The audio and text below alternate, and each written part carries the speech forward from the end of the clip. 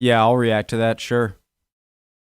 A dogfight in a World War I biplane. Let's go, guys. Original link, excuse me, top description, below that, link to the Discord. Love to have you. Forces news. Oh, preemptive like.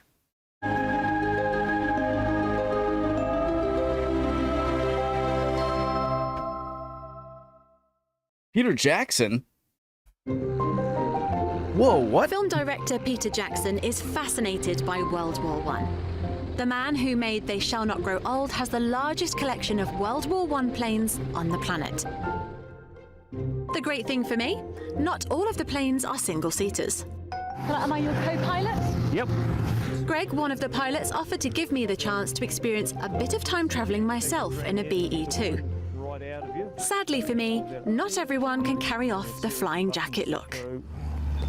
So why would they have worn this then? Keep the wind out and the cold. They get chilly up there. Very. Back during the war, they used to be up to around about 10,000 feet in these aeroplanes. Really? You know, How high are we going to go? about 500 feet. Oh. 5 to 800 feet is about the best for the conditions of the day today. Takes too long to get up any higher.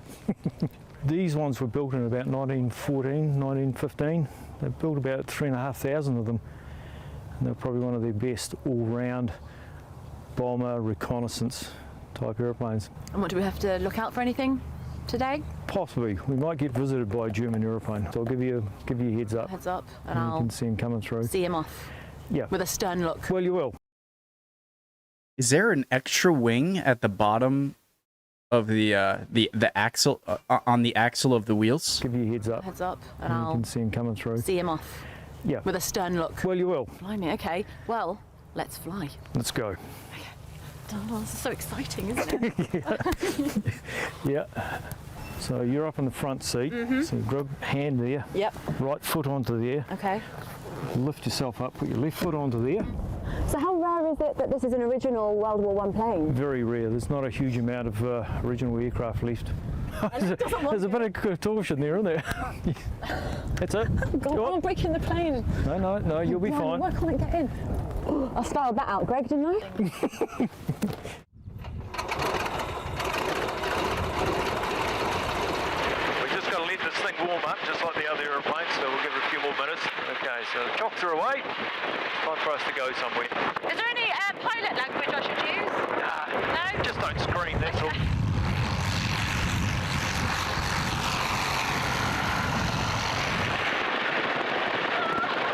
Oh, rainbow. It's great, isn't it? Crap, I was distracted by the rainbow. I want to see the moment it takes off.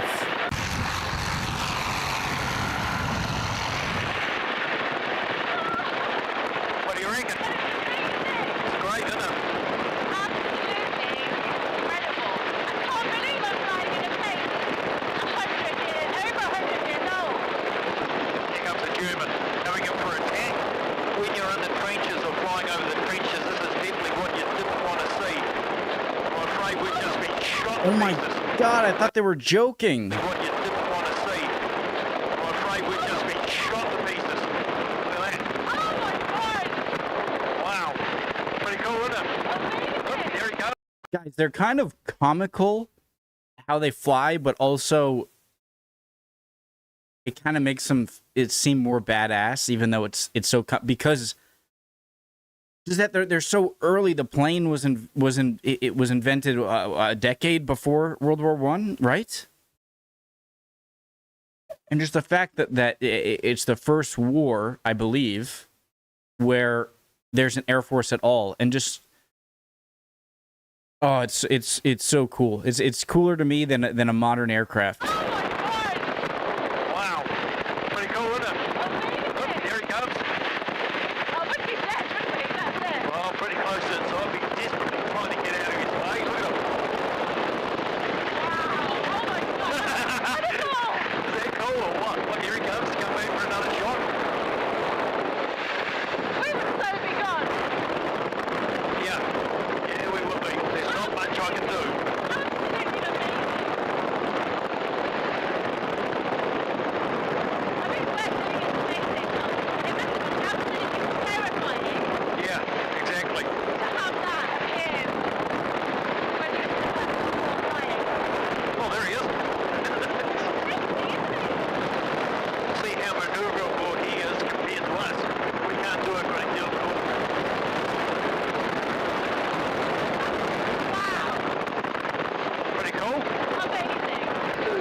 all we can do is sort of dive for the ground, but he's all over us.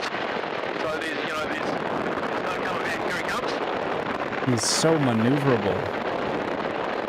So how fast do you think they're going? Like 50 miles an hour or something? I say 50 because I would have guessed higher, but in the video I watched, the Dan Snow one, a few days ago, I feel like I heard a max speed of like 42. I feel like that can't be right. How do you stay in the... impressive that you can even get enough lift. I mean, they aren't exactly heavy compared to other planes, I would guess. There we go. He's going back. Oh, he's back now. Oh, there we go. That's amazing. And that's it. We're on the ground. You can see why we do what we do, don't you? I can't believe how smooth that was.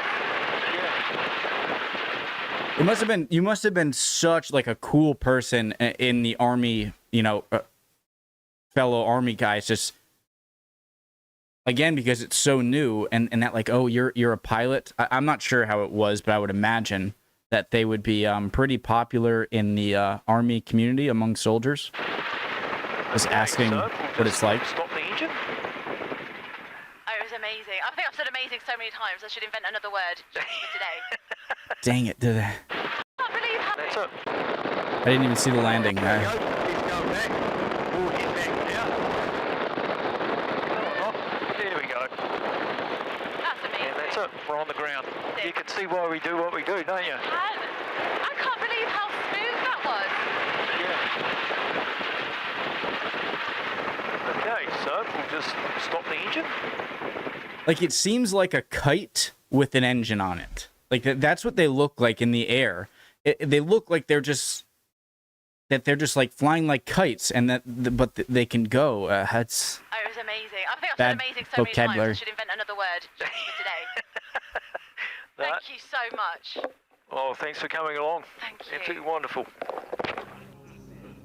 That was amazing. I just saw your smiling face just kind of flying alongside us, and I was like, oh, you were like, yeah, bad news. The Germans here. Well, I thought I'd better give you a bit of a tune-up. We can't have the British getting away scot-free. It's so comical. Better give you a bit of a tune-up. Look at him. We can't have the British getting away scot-free.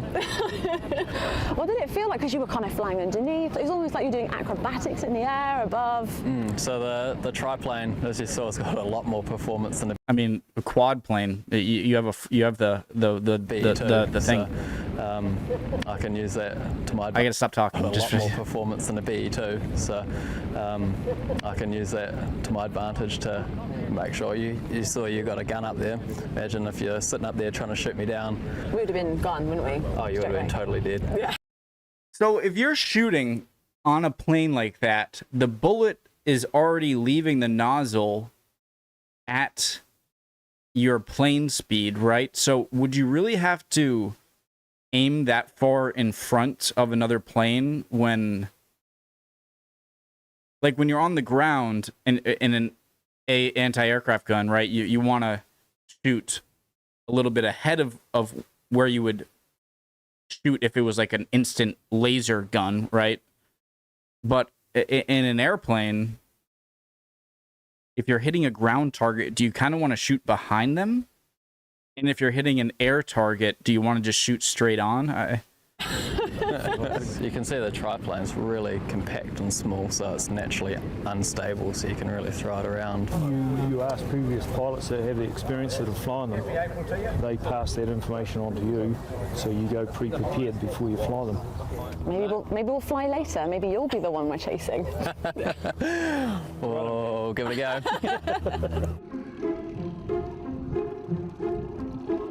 After the day's flying is finished, the aircraft need to be packed away, which is no easy task.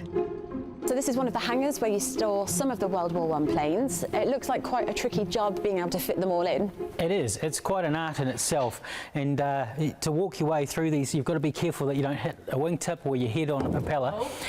As you can see, yeah, as you can see. But we try to leave a walkway through all the aircraft so that we can get to the front. Which is what we just found. Which is what the one we just went. Yes. So it's like a tricky maze if you lose your way in here. Yeah, well, you'll end up rolling underneath an aeroplane, poking your head up, trying to find your way through, and then it can be quite tricky. So how hard is it learning how to put all of these away? Because you've got so many here. It's very hard, and it takes a lot of practice to get the aeroplanes put in this, in this area like this. But we have a couple of guys here that are really good at it, and yeah, this is what we got.